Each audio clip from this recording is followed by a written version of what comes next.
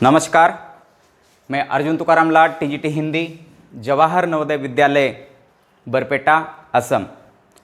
आज आपके सामने मैं एक नया विषय लेकर आया हूं जो आपके लिए बहुत ही महत्वपूर्ण है।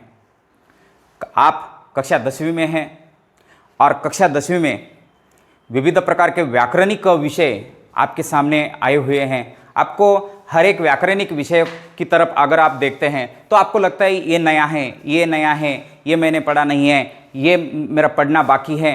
कोई बात नहीं है, आज ऐसा ही एक विषय आपके सामने लेकर आए हैं और उस विषय का नाम है पदबंध। बच्चों, इसका आपने इससे पहले कभी नाम सुना नहीं है, ना क्लास 8 में, ना क्लास 9th में। आज इस 10वीं के क्लास में आपको पदबंध नामक जो व्याकरणिक विषय है वो पढ़ना है। बहुत ही आसान है, घबराने की तो बिल्कुल ज़रूरत नहीं है। बहुत आसान और सरल विषय आपके सामने है और उसी प्रकार से आप आगे उसको पढ़ते जाएंगे। बच्चे देखिए, सबसे पहले कि आज के वीडियो में हमें क्या क्या बातें देखनी है। पदबंध की परिभाषा सबसे पहले देखेंगे ताकि पदबंध अच्छी तरह से समझ में आए। पदबंध के भेद देखेंगे, पदबंध संबंधित ध्यान देने योग्य बातें जो कि हमारे बाद में काम आ जाएगी पदबंध पहचानने में। पदबंध के संबंधित गृह कार्य किस प्रकार होते हैं उसके बारे में आपको हम जानकारी इसी के माध्यम से दे देंगे। पदबंध की परिभाषा देखने से पहले बच्चों आप ध्यान देना है कि हर किसी की परिभाषा हमें उस विषयों से अधिक परिचित कराती हैं। किसी की भी परिभाषा में सब कुछ शब्द ऐसे समाहित होते हैं जिसके माध्यम से हमारे पदबंध की जो संकल्पना हमारे मन में बैठी हुई है वो संकल्पना अधिक स्पष्ट हो जाती है। जब एक से अधिक शब्द, याद रखिए, जब एक से अधिक शब्द एक में बंधे हो, 1 2 3 4, जो भी एक से अधिक शब्द, 1 है, 2 है, 3 है, 4 है, एक पद में, एक समूह में बंधे होते हैं, अर्थात एक से अधिक शब्द एक पद का कार्य कर रहे हो तो वह बंधी इकाई मतलब समूह, इकाई मतलब समूह पदबंध कहलाती है। इसका मतलब क्या है? पदबंध एक ऐसी इकाई है जो सब मिलकर एक ही प्रकार करते हैं, एक ही कार्य करते हैं। एक से अधिक शब्द मिलकर एक कार्य कर देते हैं लेकिन समूह में कर देते हैं, उसको हम पदबंध कहते हैं। अब देखिए, आपके मन में प्रश्न आया होगा कि सर पद किसे कहते हैं? वाक्य में हर एक शब्द, प्रयुक्त शब्द पद कहलाया जाता है। शब्द और पद इससे पहले आप पढ़े नहीं है, लेकिन वाक्य में हर कोई एक शब्द पद कहलाया जाता है। तो मग ऐसे एक से अधिक एक में बंधे हो, अर्थात एक से अधिक शब्द एक पद का कार्य कर रहे हो तो वह बंधी इकाई पदबंध कहलाती जाती है। अब इनके उदाहरण हम देखेंगे। देखिए, पदबंध के भेद: संज्ञा पदबंध, सर्वनाम पदबंध, विशेषण पदबंध, क्रिया पदबंध, क्रिया विशेषण पदबंध। अब देखने की बात यह है कि बहुत सारे किताबों में आपको ये सर्वनाम पदबंध कहीं दिखाई देता है तो कहीं दिखाई नहीं देता है, क्योंकि संज्ञा पदबंध और सर्वनाम पदबंध बहुत सारे किताबों में एक माने जाते हैं। क्यों? क्योंकि संज्ञा शब्द के जगह पर प्रयुक्त शब्द को हम सर्वनाम कहते हैं। तो सर्वनाम और संज्ञा इस पदबंध के व्याकरणिक विषय में एक ही काम कर देते, दोनों एक ही काम करते, क्योंकि दोनों को हम क्या कर देते हैं, अलग अलग जगह में या उसी परिस्थितियों में हम उसको उसकी जगह रिप्लेस कर देते हैं, चेंजेस कर देते हैं। तो संज्ञा पदबंध, सर्वनाम पदबंध, लेकिन हमने इसको भेद में लिया है। विशेषण पदबंध, क्रिया विशेषण पदबंध और ये क्रिया पदबंध। तो इस प्रकार 1 2 3 4 5 ये हमारे पदबंध के भेद हैं। लेकिन बच्चों, बहुत सारे किताबों में आपको देखने के लिए मिलेगा कि किसी में 4 हैं, ये है ही नहीं है, ये नहीं है, संज्ञा पदबंध, विशेषण पदबंध, क्रिया पदबंध, क्रिया विशेषण पदबंध, क्योंकि हमारा जो वाक्य है वो वाक्य संज्ञा, विशेषण, क्रिया और क्रिया विशेषण पदबंध से ही बनता है। इसीलिए भी ये 4 भेद माने गए हैं, लेकिन 10वीं के किताबों में आपको अलग से उसका अर्थ स्पष्ट करते हुए या विशेष जानकारी देने हेतु ये सर्वनाम पदबंध का भी उल्लेख मिलता है, तो मैंने यहां दिया है, आप इसको भी अच्छी तरह से पढ़ सकते हैं। अब एक एक करके हम देखेंगे। संज्ञा पदबंध सबसे महत्वपूर्ण है। संज्ञा पदबंध परीक्षा में आपको इनमें से एक उदाहरण आता ही है कि पदबंध क्या है, पदबंध की परिभाषा लिखिए। इसी प्रकार का कोई सवाल आपको परीक्षा में नहीं किया जाएगा, लेकिन आपको पदबंध पहचानने के लिए मात्र कहां जा सकता है। तो आप पदबंध कैसे पहचानेंगे? सबसे पहले संज्ञा पदबंध के बारे में हम देखेंगे कि एक से अधिक शब्द मिलकर किसका काम करे। देखिए, एक से अधिक शब्द मिलकर संज्ञा का काम करे तो वह शब्द समूह संज्ञा पदबंध कहलाता है। जरा ध्यान दीजिए, एक से अधिक शब्द मिलकर संज्ञा का काम करे तो वह शब्द समूह संज्ञा पदबंध कहलाता है। जैसे अपने मैं यहां उदाहरण कुछ दिए। मेरा मित्र अशोक पहले यहां काम करता था। मेरा मित्र अशोक। अब ये देखिए, अशोक इस वाक्य की संज्ञा है ना। अशोक इस वाक्य की क्या है? संज्ञा है। इस संज्ञा के लिए मेरा मित्र, ये 2 शब्द आ गए हैं। ये मेरा मित्र अशोक, ये जो समूह है जो अशोक कार्य कर रहा है, वो ये तीनों शब्द भी वही कार्य कर रहे हैं। ये अशोक के लिए आए हुए शब्द हैं। अब देखिए, इससे और कुछ शब्द हम जोड़ के देखते हैं। मेरा एक मित्र अशोक, पहले वाक्य में हमने देखा मेरा मित्र अशोक, मेरा एक मित्र अशोक, मैंने एक शब्द और जोड़ दिया।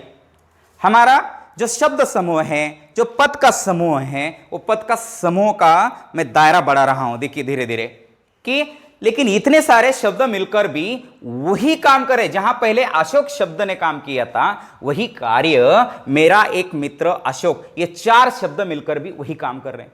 ये भी एक पद बंध है। मेरा एक पुराना मित्र अशोक, शब्द बढ़ा दिया मैंने, कार्य वही है। मेरा एक पुराना सहपाठी मित्र अशोक, शब्द बढ़ गए लेकिन कार्य वही रहा। क्या है? पहले यहां काम करता था, काम वही है, कार्य वही है, लेकिन इतने सारे शब्द मिलकर क्या कर रहे हैं? एक समूह में अशोक के लिए काम कर रहे हैं, एक समूह में। तो ये क्या है? शब्द समूह ही पदबंध कहलाया जाता है। ये पद है, ये मेरा एक, पुराना, सहपाठी, मित्र, अशोक, ये सारे पद हैं। क्योंकि व्याकरणिक नियमों में बंधकर जब वाक्य में प्रयुक्त होते शब्द, तब उनको पद कहा जाता है। तो ये सारे व्याकरणिक नियमों में बंधे हैं और वाक्य में प्रयुक्त हो गए हैं, इसीलिए इनको पद कहा जाता है। तो ये सारे मिलकर एक हो गए, इसलिए बंध। समझ रहे? पद बंध, पद का समूह, और ये समूह के रूप में कार्य करे। तो देखिए, इन वाक्यों में रंगीन शब्द जितने भी है, शब्दों का समूह अशोक इस संज्ञा के लिए काम कर रहा है, अतः यह संज्ञा पदबंध है। बच्चों याद रखिए, संज्ञा पदबंध पहचानना बिल्कुल आसान है। आप बोलेंगे कैसे? अब देखिए, आपको जब परीक्षा में उदाहरण दिया जाएगा तो मेरा एक पुराना सहपाठी मित्र अशोक, अब देखिए यहां से अशोक तक अंडरलाइन की जाएगी और आपको इसका पदबंध कौन सा है ये पहचानना है। अब देखिए, थोड़ा सा आइडिया देता हूं मैं आपको कि यहां से जब अंडरलाइन हमारी कहां तक समाप्त होती है ये देखना है। अंडरलाइन कहां तक समाप्त हो रही है? कहां तक हो रही है? अशोक तक, है कि नहीं? बरे, ये अशोक कौन है? संज्ञा है, सर्वनाम है, क्रिया है, क्या है? संज्ञा है कि नहीं? अगर हमारी अंडरलाइन अशोक तक आकर समाप्त हो गई है और वह अंतिम वाक्य या सॉरी अंतिम शब्द अगर संज्ञा है तो वह पदबंध कौन सा हो जाएगा? अंतिम शब्द अगर विशेषण है तो पदबंध कौन सा हो जाएगा? अंतिम शब्द अगर क्रिया है तो पदबंध कौन सा हो जाएगा? क्रिया। ये समझने के लिए है, आपको ये बता दिया मैं। चलो आगे जाते हैं। संज्ञा के मैं कुछ उदाहरण यहां और दिए हैं संज्ञा पदबंध के। संज्ञा का प्रयोग आठों कारकों में होता है, ये ध्यान दीजिए। ये ऐसा कोई आएगा नहीं कि संज्ञा का प्रयोग कितने कारकों में होता है, ये नहीं है। आपको समझने के लिए मैं यहां दे रहा हूं कि अतः संज्ञा पदबंध भी आठों कारकों में काम करता है। देखिए उदाहरण से आपको महत्वपूर्ण बात है। मैंने जैसे कहा कि अंडरलाइन कहां तक कर दिए मैंने इस वाक्य में?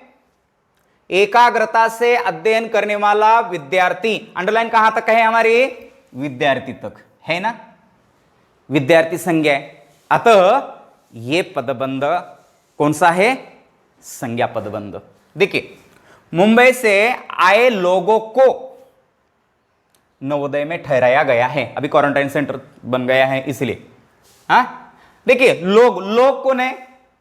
संज्ञा।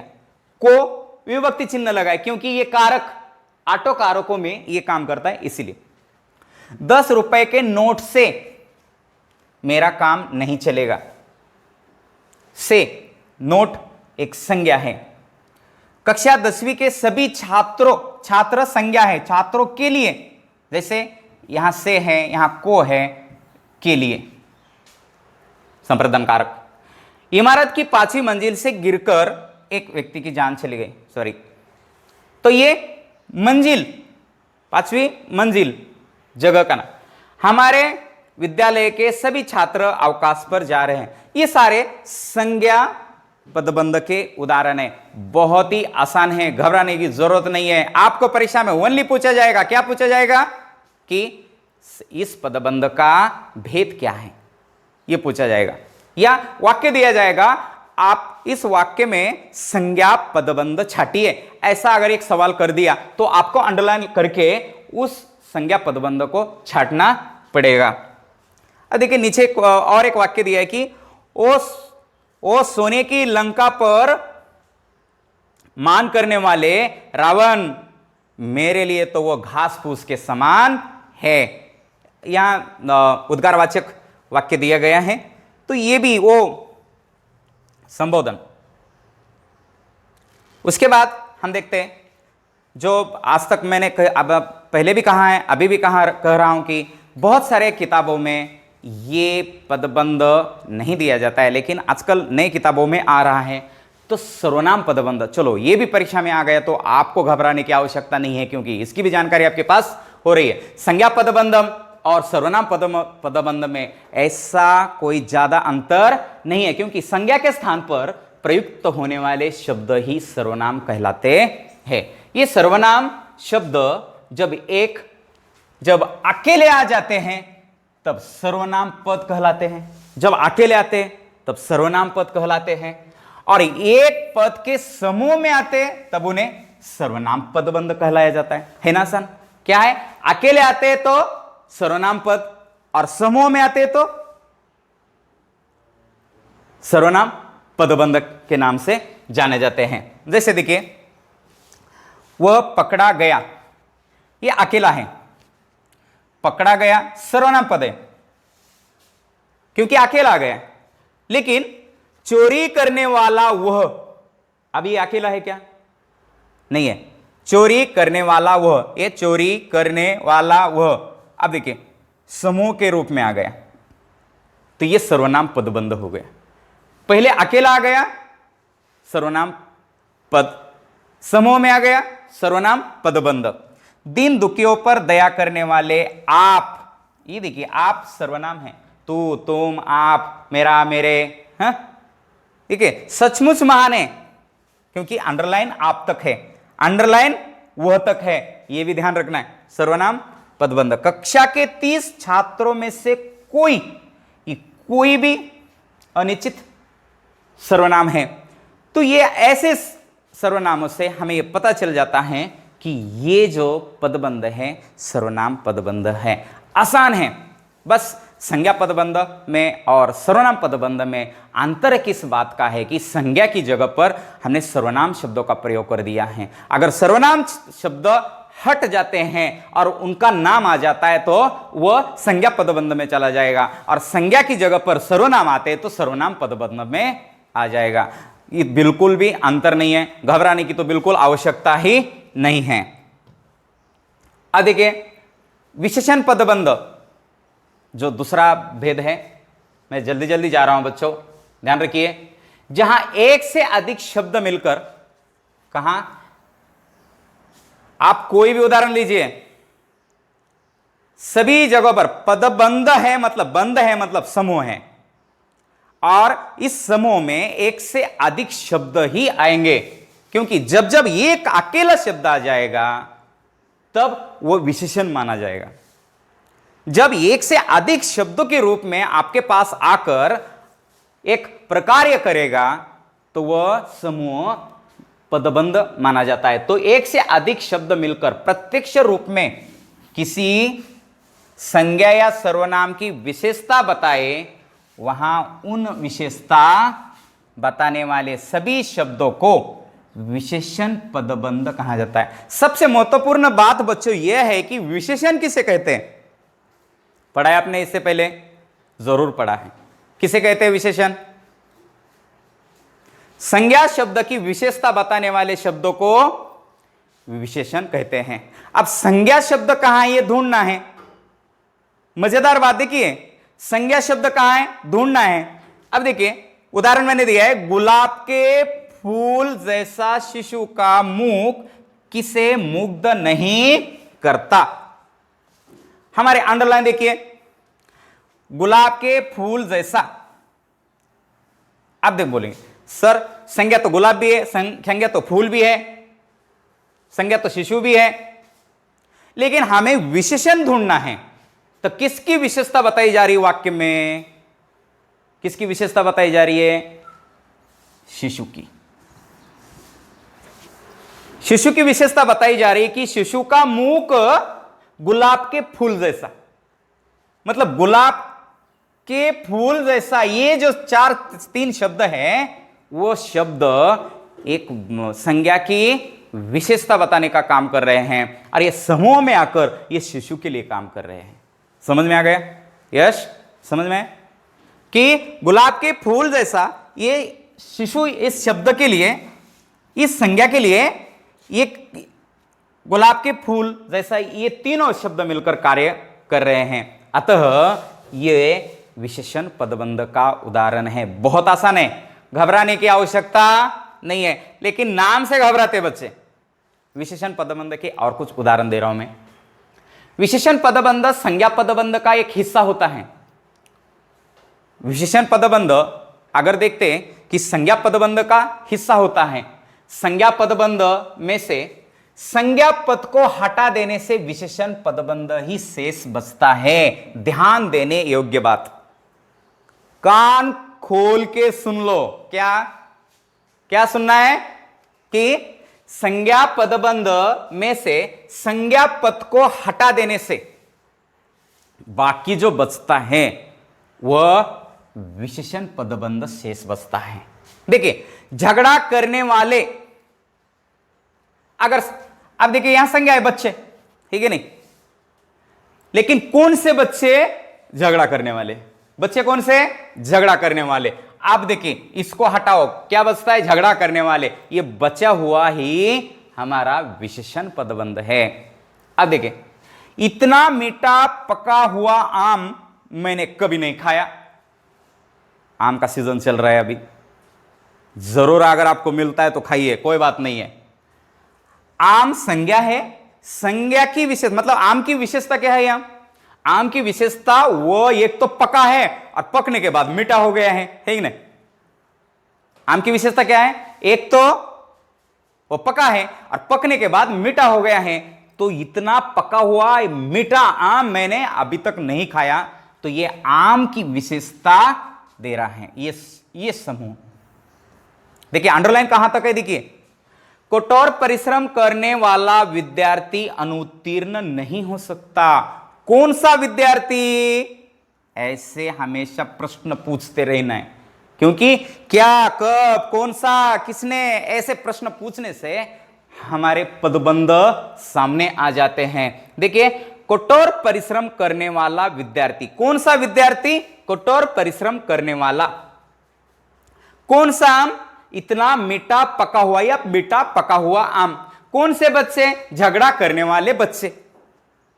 तो कठोर परिश्रम करने वाला विद्यार्थी अनुत्तीर्ण नहीं हो सकता। ये जो इकाई है वह विद्यार्थी के लिए काम कर रही है। न जाने कितने लोग इस महामारी में प्राण गंवा बैठेंगे। अभी इतना कोरोना जैसे महामारी बीमारी चल रही है, वैश्विक महामारी है ये, न जाने कितने लोग, अब देखिए, न जाने कितने लोग के लिए, इनके लिए ये इकाई प्रकार्य कर रही है। इस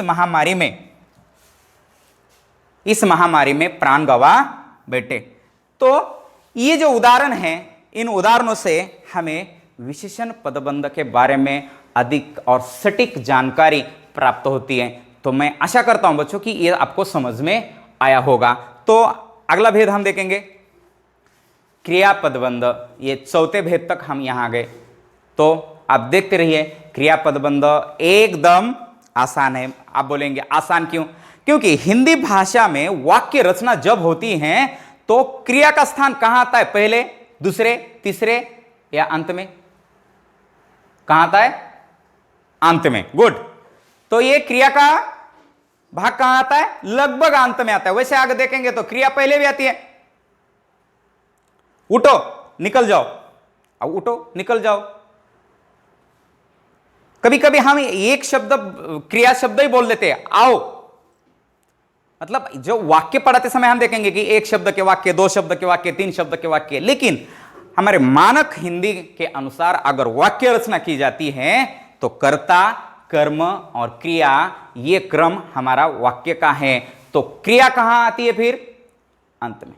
अब देखिए, यहां जहां एक से अधिक पद क्रिया का काम कर रहे हैं वहां क्रिया पदबंध होता है। क्रिया पदबंध वाक्य के अंत में आता है। ये ध्यान देने योग्य बातें, मैंने जो ध्यान देने योग्य बातें हैं एक स्लाइड बनाई है, उसमें यही सारे छोटी छोटी बातें ही मैंने आगे फॉरवर्ड कर दिए हैं। जैसे बच्चे पढ़ते पढ़ते सो गए। अब अंडरलाइन कहां है हमारी?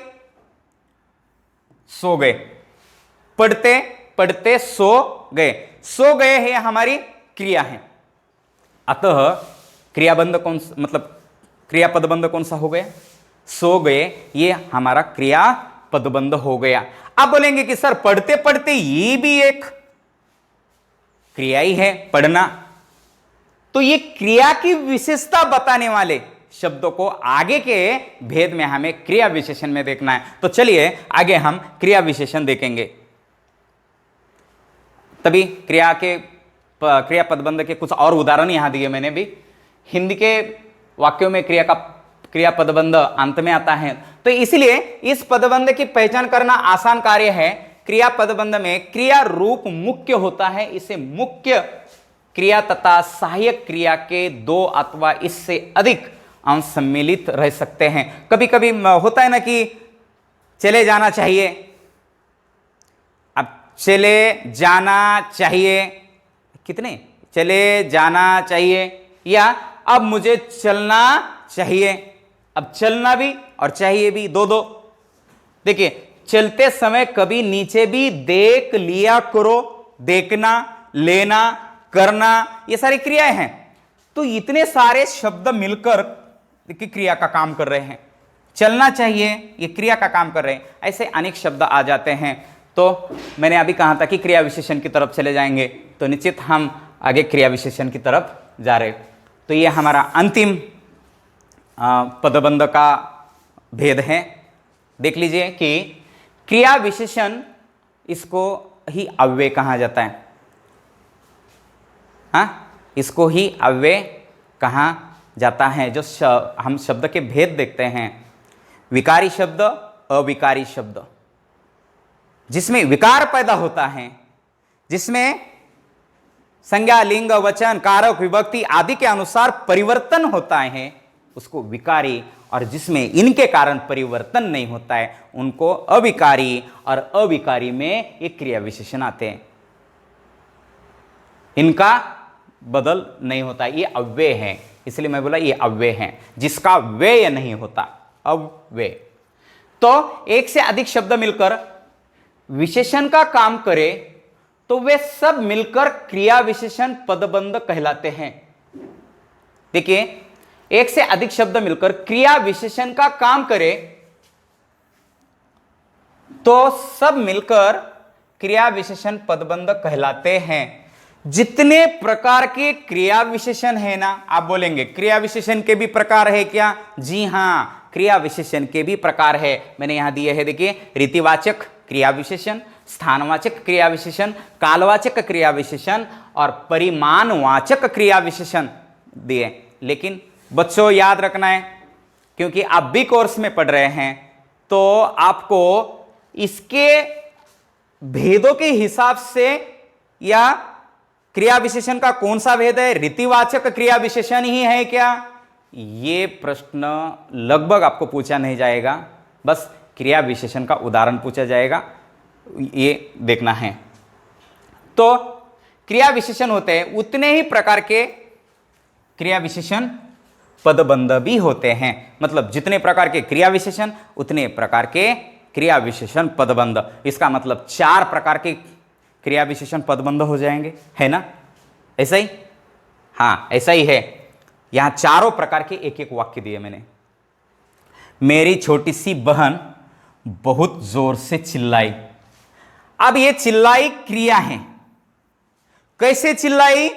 बहुत जोर से। यस, थोड़ा ध्यान देना। कैसे चिल्लाई? बहुत जोर से। अब चिल्लाने का ढंग कैसा है? कैसा है उसका ढंग चिल्लाने का? जोर से, है कि नहीं? अब चिल्लाई ये क्रिया है, और ये क्रिया की विशेषता क्या है? बहुत जोर से चिल्लाए। मतलब चिल्लाई क्रिया की विशेषता बहुत जोर से यह शब्द देता है, लेकिन साथ ही साथ चिल्लाने की पद्धति, चिल्लाने का ढंग भी ये शब्द बता देता है। इसीलिए इसको रीतिवाचक क्रिया विशेषण पदबंध कहा जाता है। ध्यान रखिए, अभी बाद में आपको सारे आ जाएंगे। स्थानवाचक क्रिया विशेषण पदबंध। मेरा विद्यालय जवाहर नवोदय विद्यालय सरभोग बरपेटा, ये जो विद्यालय है, मेरा विद्यालय मिनी स्टेडियम के पास है।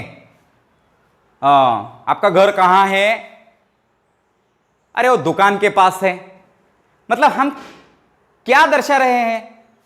किसी पास की वस्तु का, किसी पास की जगह का नाम लेकर हम क्या बता रहे हैं? स्थान बता रहे हैं। क्या बता रहे हैं? स्थान बता रहे हैं कि मेरा विद्यालय मिनी स्टेडियम के पास है। अब देखिए, अब ये जो शब्द है वो स्थानवाचक है, और अतः ये स्थानवाचक क्रिया विशेषण का काम कर रहा है। तो ये स्थानवाचक क्रिया विशेषण पदबंध का उदाहरण है। तुम मुझे कितने दिनों के बाद मिले हो? अब ये तो गाना नहीं है, कितने दिनों के बाद मिले हो, ऐसा नहीं है। लेकिन चलो, तुम मुझे कितने दिनों के बाद मिले हो। कितने दिनों के बाद मिले हो? अब ये कालवाचक है। बहुत दिनों के बाद मिला हूं, 4 दिनों के बाद मिला हूं, 5 दिनों के बाद मिला हूं, ये तो कालवाचक है। अतः कालवाचक क्रिया विशेषण पदबंध का उदाहरण है। वह क्यों इतना अधिक सोता है? अरे वो 1 घंटा सोता है क्या? 2 घंटा सोता है क्या? 3 घंटा सोता है? 4 घंटे का? 8 घंटे, 12 घंटे, 15 घंटे? ऐसे देख गए तो लॉकडाउन में लोग 18 घंटे की नींद ले रहे हैं। बहुत सो रहे हैं, बस खाते सो जाते, खाते सो जाते। हमारे कुछ बच्चे हैं ना, आराम से 15-16 घंटे की नींद लेते, 12-1 बजे उठते, बहुत पढ़ाई करते हैं ना आजकल। वो क्यों इतना अधिक सोता है? अधिक, इतना अधिक, ये 2 शब्द हैं परिमाण वाचक क्रिया विशेषण पदबंध का काम कर रहे हैं। अतः इन चारों वाक्यों से इन 4 क्रिया विशेषण का पता चल जाता है। अतः ये क्रिया विशेषण पदबंध के उदाहरण है। अब देखिए, संबंधित महत्वपूर्ण बातें मैं बताई थी कि बहुत सारी महत्वपूर्ण बातें हैं। अब ये बातें तो मैंने पढ़ाते पढ़ाते बता दी हैं, लेकिन वाक्य की रचना 4 प्रकार के पदबंध से होती हैं, जो मैंने अभी दिए हैं। एक है संज्ञा पदबंध, दूसरा है विशेषण पदबंध, तीसरा है क्रिया पदबंध और चौथा है क्रिया विशेषण पदबंध और एक बचा हुआ है वो है सर्वनाम पदबंध, क्योंकि मैंने सर्वनाम पदबंध को संज्ञा पदबंध में ही सम्मिलित किया है, इसलिए 4 प्रकार के पदबंध होते हैं। वाक्य में संज्ञा पदबंध कर्ता, कर्म तथा पूरक के स्थान पर आ सकते हैं। इनकी पहचान करने के लिए कौन, किसने, क्या लगाकर प्रश्न करने से संज्ञा पदबंध आपको मिल जाते हैं। विशेषण पदबंध संज्ञा पदबंध का ही हिस्सा होते हैं और क्रिया विशेषण पदबंध क्रिया की विशेषता बताते हैं। क्रिया की विशेषता का पता लगाने के लिए क्रिया पर अब देखें कब, कहां, कैसे, कितना आदि प्रश्न करने चाहिए ताकि आपको क्रिया पदबंध मिल जाता है। क्रिया पदबंध वाक्य के अंत में आता है। पुनः कह रहा हूं, यह बात मैं पहले भी कही थी लेकिन पुनः कह रहा हूं। चलो हम पुनरावृत्ति कर देते हैं थोड़ी, जाते जाते मैं आपको ये दोहराता हूं या कुछ उदाहरण आपसे करके लेता हूं ताकि ये आपको अधिक दृढ़ हो जाए कि रेखांकित पदबंध के नाम लिखिए। ऐसे उदाहरण कुछ आपके परीक्षा में आ सकते हैं, बहुत सारे उदाहरण मैं यहां दे नहीं पाऊंगा क्योंकि ऐसे उदाहरण आपके परीक्षा में आएंगे। देखिए, विदेश में रहने वाले भारतीय हमेशा अपने देश को याद करते हैं। अब यश यहां देखो, विदेश में रहने वाले भारतीय, अंडरलाइन कहां तक है?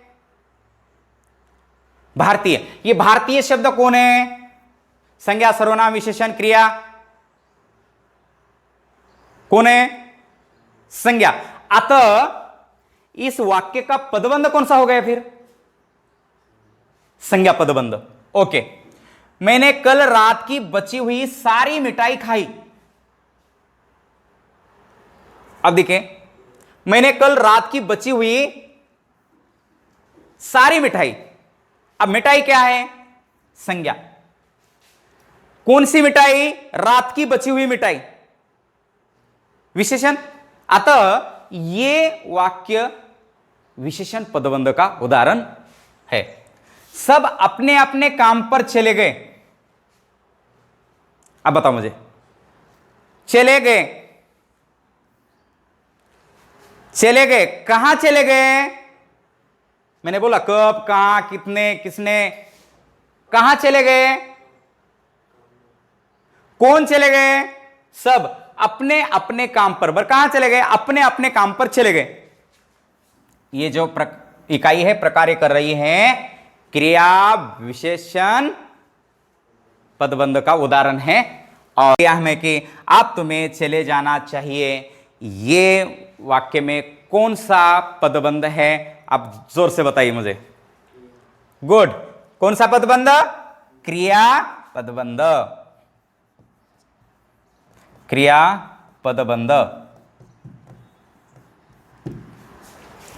देखिए, ये सबसे महत्वपूर्ण बातें हैं बच्चों, और इन बातों को लेकर अगर आप अधिक से अधिक जानकारी लेकर, इसके उदाहरण लेकर आप तैयारी करेंगे तो निश्चित ही आपको पदबंध कठिन नहीं है।